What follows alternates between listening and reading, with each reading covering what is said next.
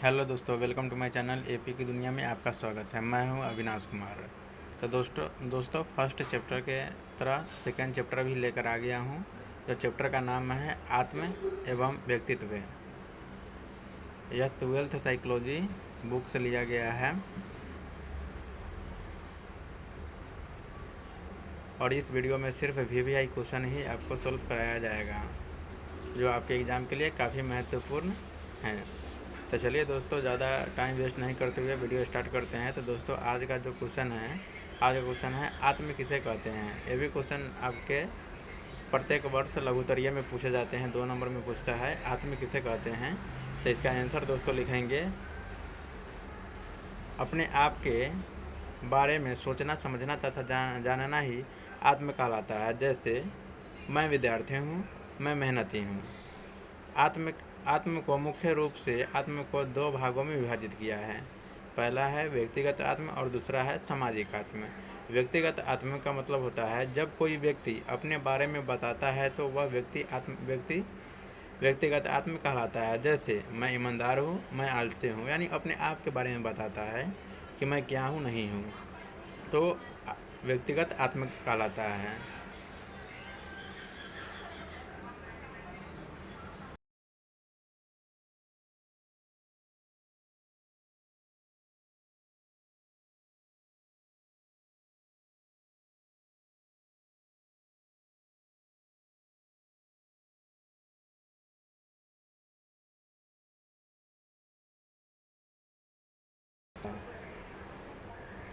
अगला क्वेश्चन है आत्मसम्मान किसे कहते हैं।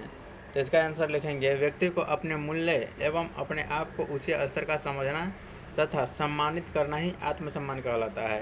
यानी इनके कहने का मतलब है कि दोस्तों, अपने आप को यानी कितना भी कैसा भी रहे, लेकिन अपने आप को ऊंचे स्तर का समझना चाहिए कि हाँ आखिर मैं ये हूँ वो हूँ। यानी अपने आप को हमेशा ऊंचे स्तर का समझिए। अगला क्वेश्चन है आत्मनियमन किसे कहते हैं।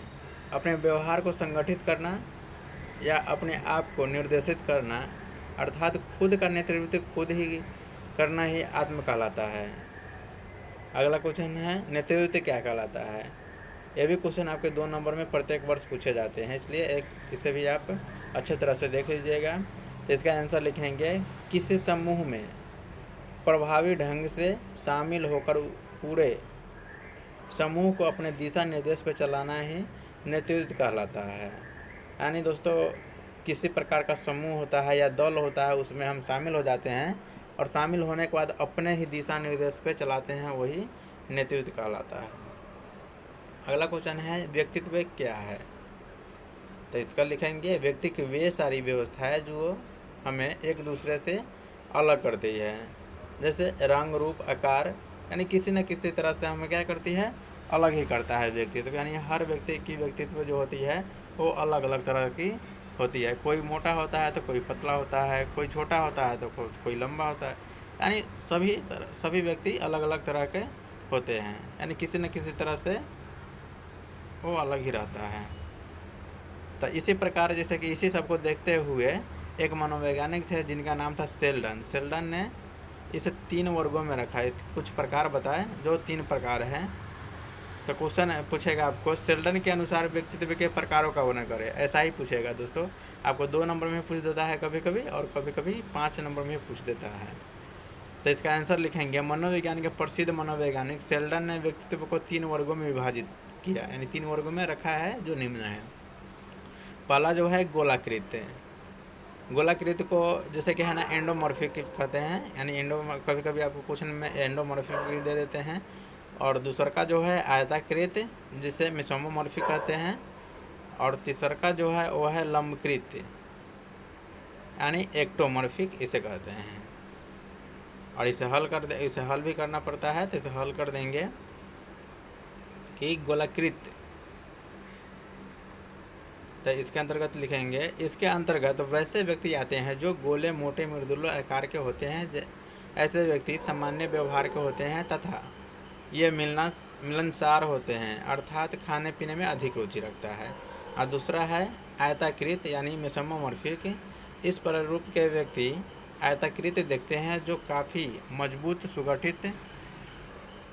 सुगठित होते हैं, अर्थात किसी भी समस्याओं का समाधान तुरंत चाहता है। यानी व्यक्ति किसी भी प्रकार का अगर समस्या रहता है ना, उसका समाधान ये तुरंत चाहेगा। लंबकृत हो गया और जो गोलाकृत हो गया वो थोड़ा बर्दाश्त भी कर लेते हैं, यानी चलो कोई बात नहीं है, कल देखेंगे। लेकिन ये जो व्यक्ति होते हैं वो तुरंत उसी समय चाहेगा उसका समाधान करना। अगला है लंबकृत। लंबकृत यानी एक्टोमॉर्फिक।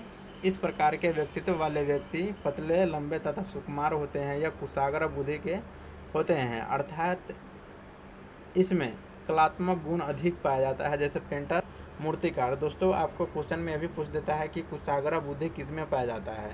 ऑप्शन में आपको दे देता है लंबकृत, आयताकृत, इस तरह से जैसे कि है ना सब दिया रहता है। उसके बाद पतले, मोटे, यानी इस तरह से जैसे कि आपको ऑप्शन दिया रहेगा। ये भी पूछता है कि शेल्डन का व्यक्तित्व है, तो शेल्डन के व्यक्तित्व में ये तीनों दे देगा और चौथा में आपको दे देगा इनमें से सभी। अगर ये तीनों रहेगा, चौथा में इनमें से सभी रहेगा, तो आपका आंसर हो जाएगा इनमें से सभी।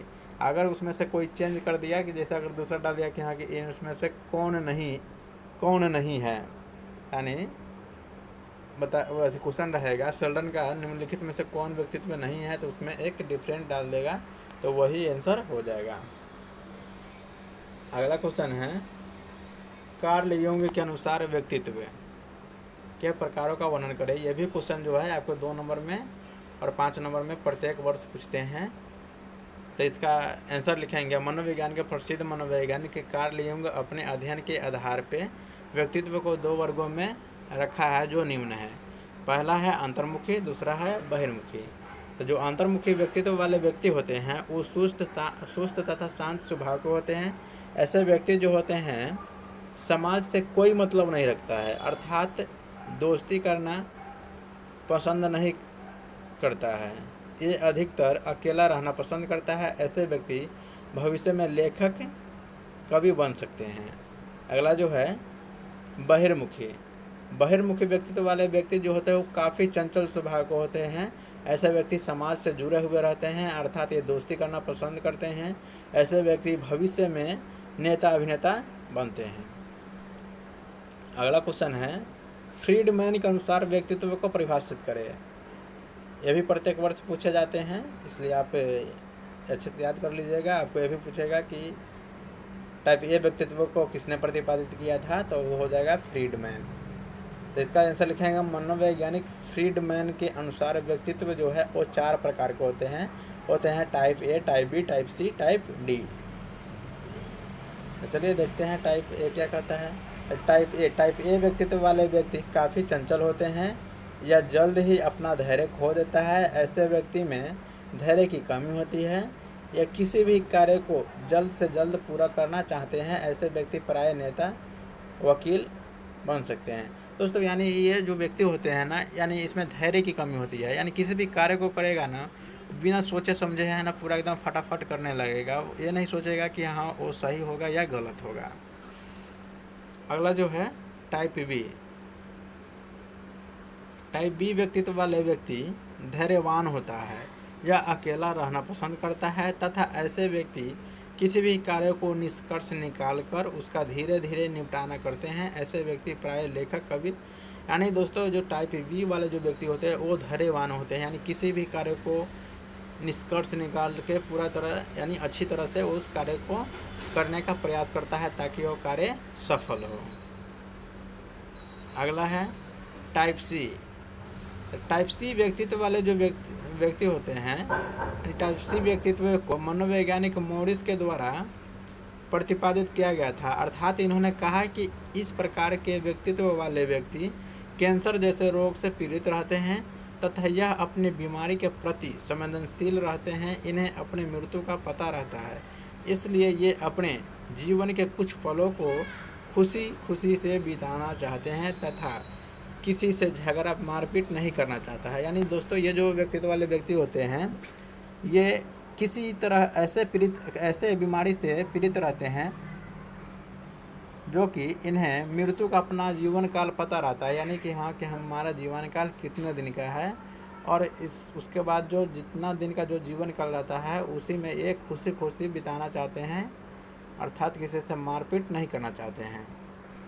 और इस व्यक्तित्व को मनोवैज्ञानिक मॉरिस ने प्रतिपादित किया था। आपको क्वेश्चन में पूछ देता है ऑब्जेक्टिव में कि टाइप सी व्यक्तित्व को किसने प्रतिपादित किया था, तो वहाँ पे फ्रीडमैन नहीं देकर हम मॉरिस देंगे, क्योंकि इसका पर्सनल मॉरिस ने इसका प्रतिपादन किया था। अगला जो है टाइप डी। टाइप डी व्यक्तित्व वाले व्यक्ति सामान्य होते हैं। ये किसी भी झगड़ा मारपीट इत्यादि नहीं करना चाहता है। अगर कोई इन्हें मार भी दे तो चुपचाप रह, यानी ये जो व्यक्ति होते हैं सामान्य तरह का होते हैं, समझ गए। ये मिलनसार होते हैं और किसी से झगड़ा उगड़ा नहीं करना पसंद करेगा, या मिलजुल के रहना चाहता है। अगर इन्हें कोई मार भी देता है तो वो बर्दाश्त कर लेता है कि चलो कोई बात नहीं है, कोई अपना आदमी है, ऐसे करके छोड़ देता है। तो दोस्तों आशा करता हूँ कि वीडियो काफ़ी आपको पसंद आएगा। तो लाइक शेयर कमेंट सब्सक्राइब करना ना भूलें। ऐसा ही हमारे चैनल पर बने रहे ताकि आपके ट्वेल्थ साइकोलॉजी सब्जेक्ट का अच्छे से तैयारी हो पाएगा। चलिए दोस्तों मिलते हैं फिर अगले वीडियो में। Okay bye.